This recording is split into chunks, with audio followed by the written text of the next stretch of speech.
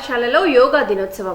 ప్రభుత్వ ఉన్నత పాఠశాల జులైవాడలో అంతర్జాతీయ యోగా దినోత్సవాన్ని పురస్కరించుకుని శుక్రవారం ఉదయం 6:30 గంటలకు విద్యార్థులు, ఉపాధ్యాయులు గంటసేపు యోగా సాధన చేశారు.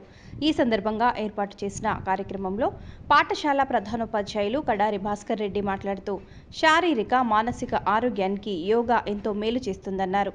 ప్రతిరోజు అరగంట సేపు ధ్యానం వల్ల విద్యార్థులు మంచి ఫలితాలు పొందగలుగుతారన్నారు. నిత్య జీవితంలో ప్రతి ఒక్కరూ యోగా సాధన చేసి ఆరోగ్యవంతులుగా ఉండాలని కోరారు.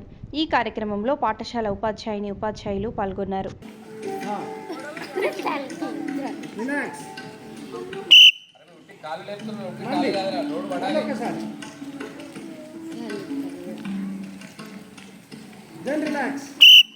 ఇప్పుడు మీ చేతులు మీ థైస్ కింద తీసుకుపోండి, థైస్ కింద పెట్టండి.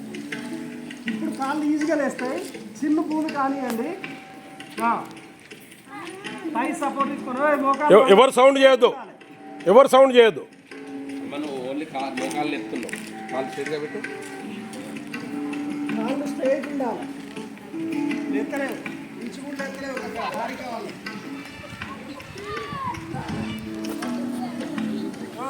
అనుకున్నాడు ఎవరు